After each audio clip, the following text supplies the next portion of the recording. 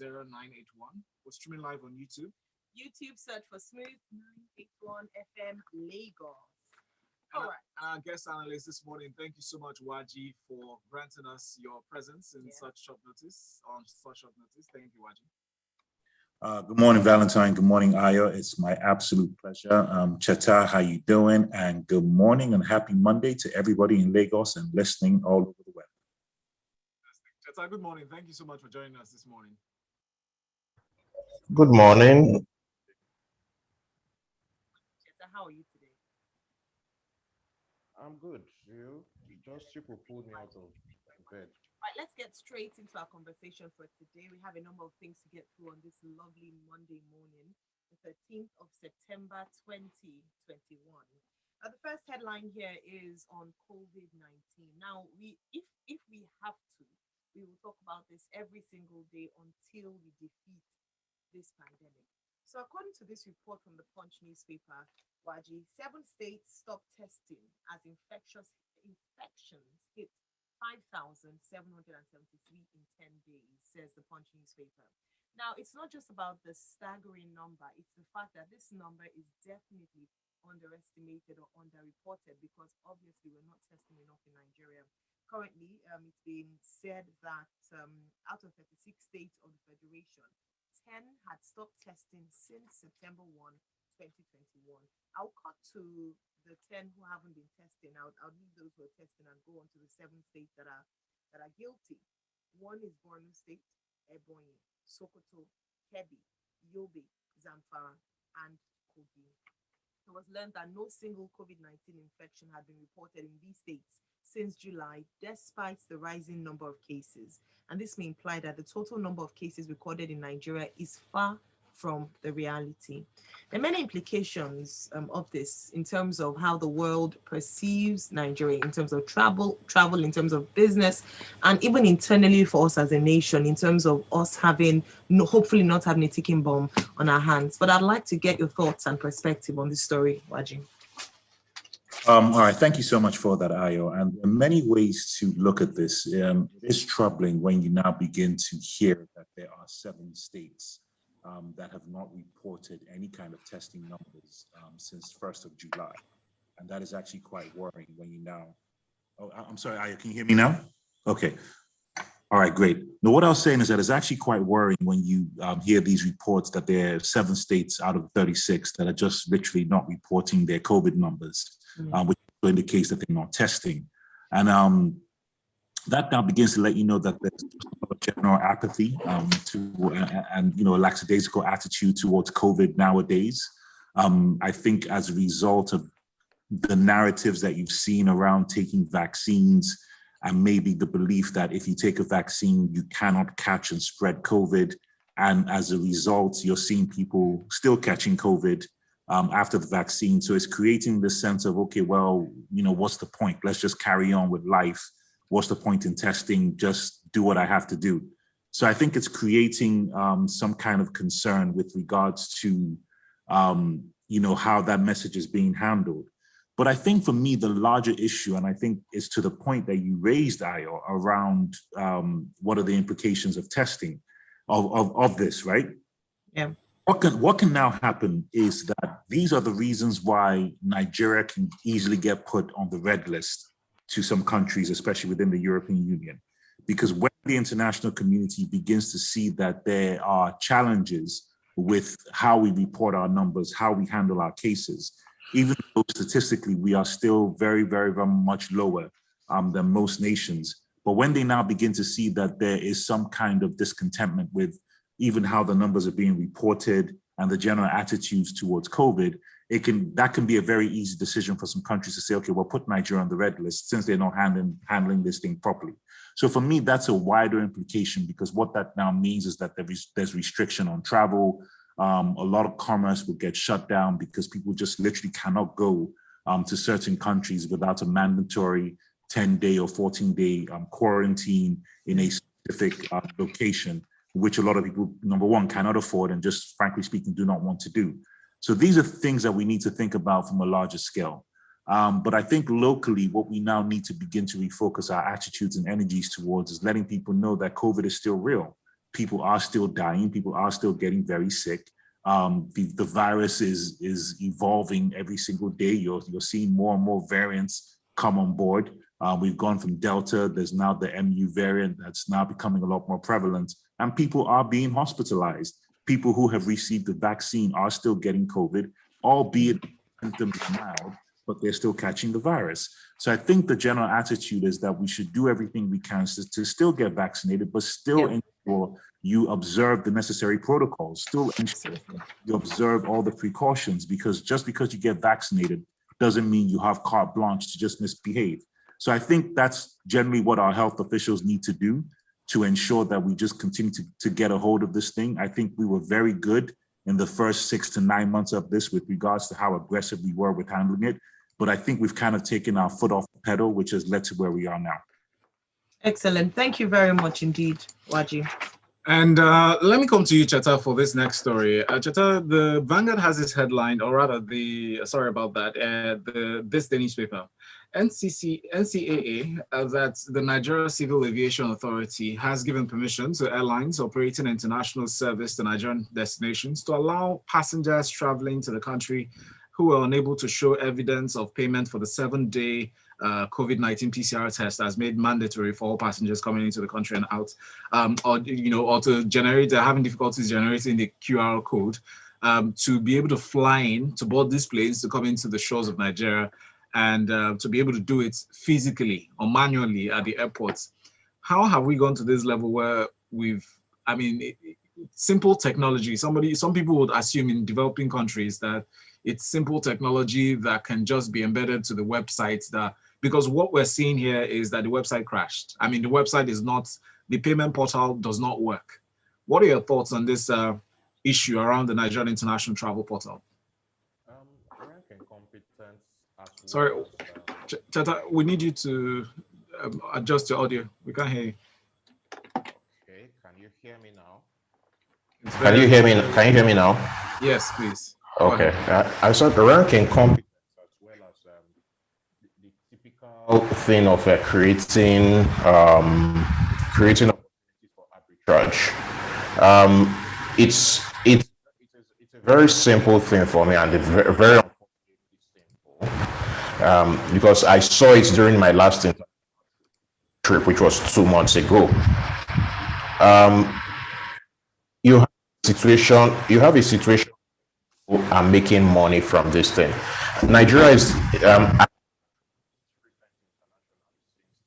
thing happened, and Nigeria is the only country of this that you have dragging people at the terminal, the lands, to come and to extort them and say, oh, you must pay on the spot. There are actually officials waiting with cash POS machines. So reading the story, that was the first thing that came to my mind, as in that somebody has seen an opportunity to make some money and wants to take advantage of it. So rather than solving the problem, they are just looking to take advantage. On the surface, it appears a good thing. It appears an acknowledgement of the fact that we have an issue, and they are trying to be proactive about it. But the real question, from my point of view, is why are you not trying to solve what is a basic tech issue? Why? Instead, you are just directing, and as it always goes with these things, nobody is thinking of the knock-on effects in terms of when you consider, for example, the story that Nwaji took earlier. Nobody's thinking of the knock-on effects in terms of reputation, in terms of reputational damage that this can do to the country, and which will. So don't be surprised if going forward we are going to end up on the UK's Red List. The next time, or a few reviews down the line, because this is rank and competence. That's just it. Thank you, Cheta. I just hit the nail on the head there, because I was thinking along the lines of the implications, how we are going to save face in the light of this, apparent shame or embarrassment. Thank you. I think even beyond saving face, Val and Cheta, also for the citizens, because Nigeria first, Yes, it matters in terms of our international relations, but also in terms of protecting the people and fixing problems that we have that have been on for a very long time. Unfortunately, Ayo, and Nigerian officials keep proving this time and time again. They don't really give a toss about the citizens. It's just about their own personal convenience. If I were pressed for this, I would say that some official, maybe he went to Kazakhstan or something, and that coming back, they think who can for them. So that is why they've suddenly decided to issue this directive. Yeah, that is my own. We don't do anything for the convenience of the citizens of the country. We just do stuff for the convenience of the officials, and it's a very, very bad way to lead national discussions. But we do it time and time again. Thank you, Cheta. Thank you. Let's move on to our next story, Nwaji. CJN, that's the Chief Justice of Nigeria, refers judge who issued criminal summon on Soludo to disciplinary committee Vanguard. So this is still part of the crackdown on impunity and misconduct in the judiciary. If we recall, the CJN had recently met with the chief judges of FCT, Rivers, Kebbi, Cross Rivers, Jigawa, Anambra, and Imo State, and directed them to admonish the judges in their jurisdictions on the danger of granting conflicting ex parte injunctions, especially by courts of coordinate jurisdiction. And now they say that he's going to face disciplinary action. They didn't mention the name of the judge. But please take us, what's your take on this, Nwaji? I think it's important that more things like this can happen, because the main question is that if Soludo indeed had, there were suspicions around how he conducted himself in office during that time period, then why wasn't it, number one, addressed at that time, or shortly after his governorship as in CBN?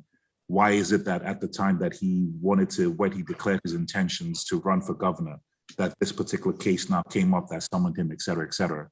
So I think what is being done is to show that, judges cannot act outside the ambits of the law and should not necessarily be rogue agents for, discontented parties that want to shame an individual at the point of making, contesting for governorship.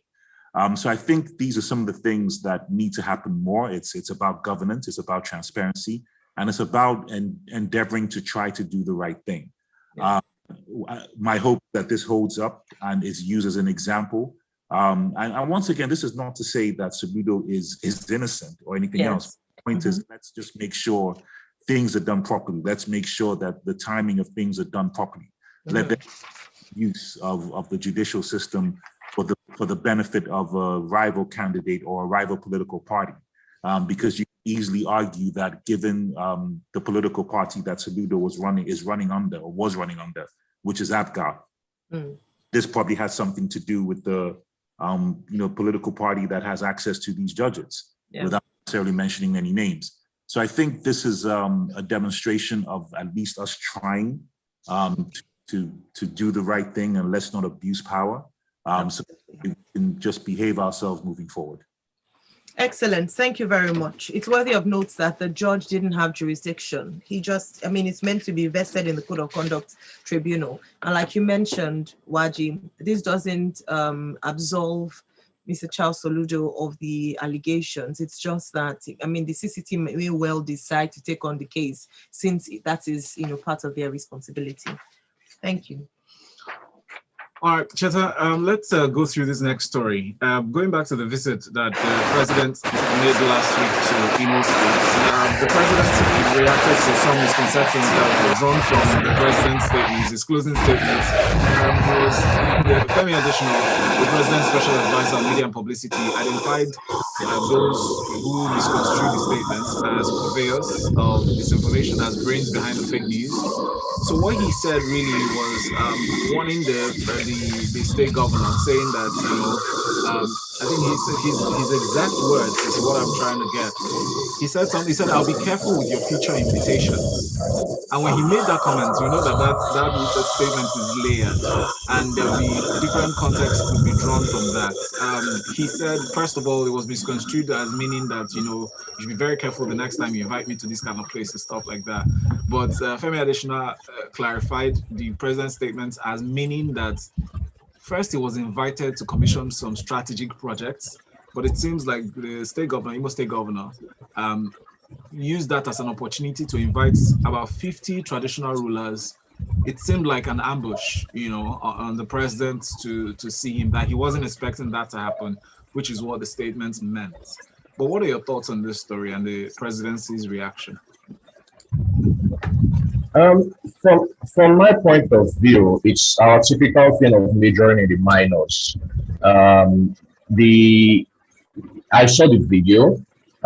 There's some merit to what Femi Adesina said about it being caught in a particular manner. But I will choose to interpret it as if the Buhari camp and the people around him have any honor, I would choose to interpret it as being that the president was embarrassed given the level of the kind of projects that a whole president of the country was called to a state to commission. I mean, in my view, there's not much more embarrassing than the president coming to cut the tape on a gutter. A gutter on a road they call it flood control tunnel. But at the end of the day, it is a gutter, it's drainage. And there's not much more embarrassing than the president of the country coming to cut the tape on a gutter by the side of a road which his vice president commissioned last year. I used to be an engineer when I started out my career when I started out my career almost 20 years ago. Before diverting into geopolitical analysis, give or take about 10 years ago now.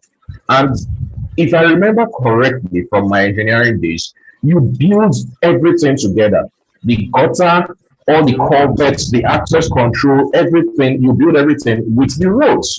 So essentially that is what Osibajo should have or ought to have commissioned last year. Not this one of piecemeal commissioning. Osibajo came to commission where they fought quota. Look at where Buhari now commissioned. Some of the quota has washed away, and yet he still came to cut tape on top of the quota. It's really embarrassing, and that is what we should be talking about. Not So from my point of view, and I choose to believe deliberately that Buhari said, "I will be careful about your invites next time." Because of the kind of embarrassing thing you brought me to do. That is what I choose to believe for my own sanity. Otherwise, if Buhari and the people around him do not see anything wrong in what they were brought to do, then we have bigger problems. All right, let me ask a question though. I hear you in terms of you wanting to believe that was the reason why he made that closing statement. But don't you think the governor would have informed the president and his handlers what the president was coming to the states to do? I would assume that you would have a full idea. The less that is said about who put out the email, the better. So let's leave it at that. So those are idealistic expectations, yeah. Considering the who that is governor of Imo State, the less said about him and what he brought the president to do in the states, the better. Okay. So anyways, I just need to also mention, so you don't want to talk about the governor. How about the presidency though? I don't think if I have a boss and I'm supposed to be his PA or PA, that I wouldn't do it. Ayo, like I said earlier, I am choosing to hope for so what Femi Adesina and the rest are doing on behalf of Buhari is another discussion entirely. But I am choosing to hope that when Buhari himself made that statement, I mean, one thing that should be clear to us as Nigerians is that our leaders generally do not communicate with their public relations people. That thing is clear. So the public relations people tends to freestyle based on what they think is about appearances. I choose to believe that Buhari looked at what they brought him to Imo for and said, "Nah, I can't do this again." But Semi Additional and the rest are just running around so that they will be there to say, "Oh, we were there serving for the president." So that is what I choose to believe.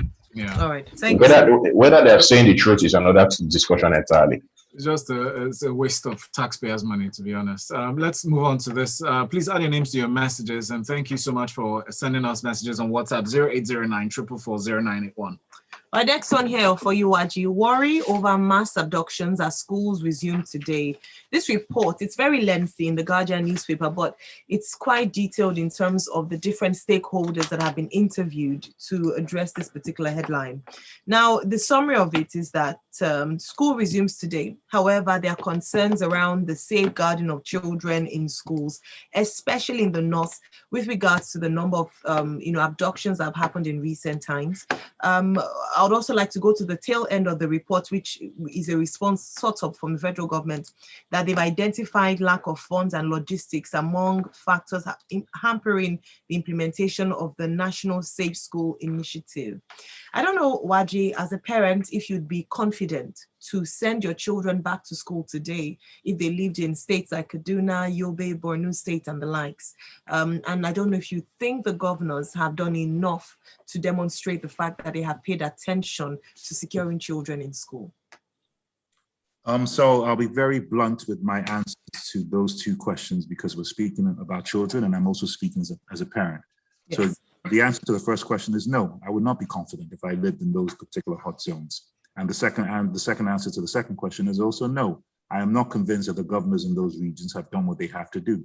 Now, we can question the reasons as to why the governors haven't done what they're supposed to do, which could be a function of resources. You can look at the political twist around what does security mean when it comes to the kidnapping and everything else. But I think for me, the larger conversation is that parents, unfortunately, now need to take very personal decisions, which is very unfortunate, regarding putting their kids in school. Because I cannot imagine anything worse than your child being kidnapped. I honestly cannot, when they're supposed to be getting an education. And as a parent, if you live in an environment where you do not have the trust that the people who are in charge of security are doing everything that they're supposed to be doing to make sure that the safe passage of your child from home to school and back is there, then I don't know what else to tell parents. It's really sad. The fact that we continue to see these things over and over again, you continue to have negotiations with people that are kidnapping children, they're getting paid, and you're encouraging the growth sector of kidnapping and abductions for people to continue to engage in these kind of activities, then you have to be honest with yourself as to what's the point. If my child is going to be abducted and not go to school, they might as well not go to school, which now creates further problems down the line, but you just have to think about today because that's all you have. So for me, whatever they're saying, it needs to be put into action. I don't know what these words are about. I do not know what the jawboning is about. We are talking about children here. I don't even understand where the lack of humanity and the seriousness is with the security forces without making sure these things are not put in place. What is there to discuss? We are talking about kids. We are talking about kids going to school. There should literally not be a conversation. Beef up security, arrest people, throw some people in jail, make a few examples so that kids can go to school. There is literally nothing further to debate. So Ministry of Education and all these societies for this and this, Safe School Project, the UNICEF coming in, that's all nonsense. All we want is action. Make sure that the safe passage so kids can go to school. There is literally nothing further to talk about. And the fact that we keep drawing out these conversations, going up and down and preambulating on what is and what is not, is absolutely disgusting. The fact that nobody actually has the empathy or the humanity to feel for these situations is disheartening and absolutely, absolutely shaming. And I don't know what else to say regarding this and why this is not taken with the level of decency and humanity that it ought to be. Absolutely. It takes me back and takes my mind back to the original intent of Boko Haram when this whole battle, the whatever terrorism started about over 10 years ago. I mean, against Western education. And it seems to me that we are nowhere near winning this war. Or am I wrong? Or could I be wrong? Well, you can only win a war when you know the war that you're fighting. I think we don't know the war that we're fighting, which is why you cannot even begin to answer that question. Thank you, Nwaji. The government believe one thing, and if I might add something, I hope you can hear me. Yes, we can. Go ahead. Yeah. As of the end of last month, 1,409 students have been kidnapped in various schools around Nigeria, especially in the states of Kaduna, Niger, and Kebbi. So you had in case of several students kidnapped in Abia. You had a case of one student kidnapped in Plateau, but it's concentrated in these 4 states I previously called, and at least 220 million naira has been paid out in ransoms, at the very least. I think it's important. It has become a very lucrative industry. Okay. Thank you very much, Cheta. Please adjust your volume, your audio rather. Let's get to this next story. Cheta, strike continues. The Nigerian Medical Association on Monday met with the leaders of the National Nigerian Association of Resident Doctors. There was a meeting held barely 48 hours before this meeting that I just mentioned. The NMA met with the president, Muhammadu Buhari, to discuss the end to this whole strike and impasse. They said they declared the strike, if you recall, that's the Nigerian Association of Resident Doctors declared a strike on the 30th of July over certain issues, that are mitigating their fights, or rather the struggles that they have in the medical industry and on the front lines, especially with curtailing the spread of COVID. And they've been at risk in terms of the fact that they're not getting their hazard allowances, the retirement age things, issues, benefits, and all that.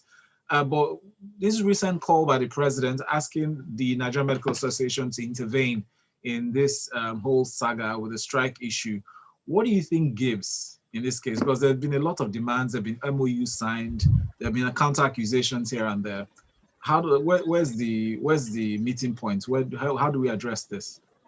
To put it brutally, I think it's hypocritical of the president, a man who routinely boggers off to the UK for medical treatments. I think it's hypocritical of him to be calling on the resident doctors to end their strike when their conditions of service have not been met. These people are poorly paid and they take a lot of risks. I was very disappointed with the leadership of the Nigerian Medical Association when they went for that meeting last week. Because number one, they got there and they started giving Buhari some award or something, instead of facing the issue that they really went there for. What's his face? The leader of the Nigerian Medical Association showed at that point that he's not there supporting his fellow doctors, even though they belong to different associations. Sorry, that's Professor Innocent Tuja. The fact of the matter is, the resident doctors had said this for a very long time. They were ignored, they were threatened, and they were ignored again. They've eventually gone on strike. We now have situations where people are dying. There was a young lady yesterday who was shot by the police. They called it a stray bullet. She was taken to Randall General Hospital for treatment. Because of the strike, there was nobody to touch her and she died. This thing is having real life consequences.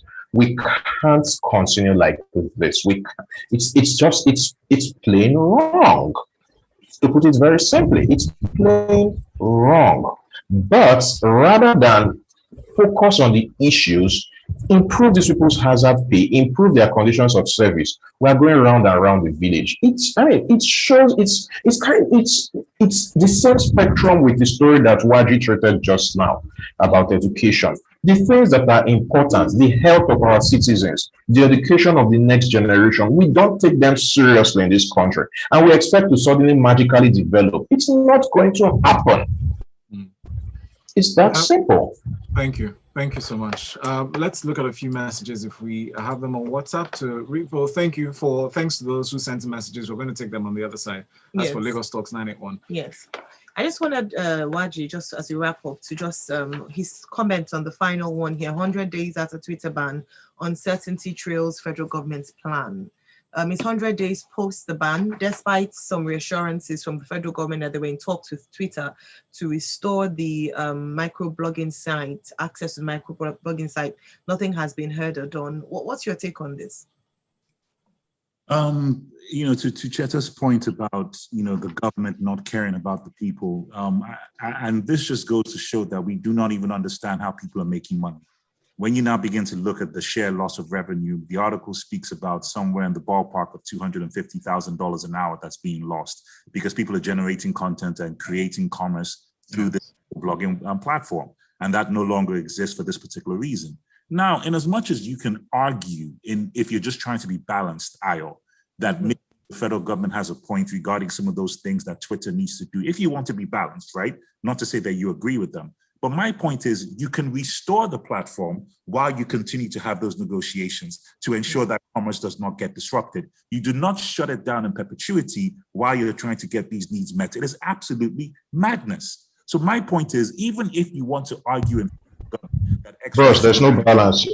No, Cheta, I'm just trying to create an understanding of even if the government has a point. They don't have a point. Better let him finish because we're out of time. You restore the platform while you have these negotiations. So things like setting up an office in Nigeria, then reporting to Ghana, all these different things. But at least you make sure there is continuity.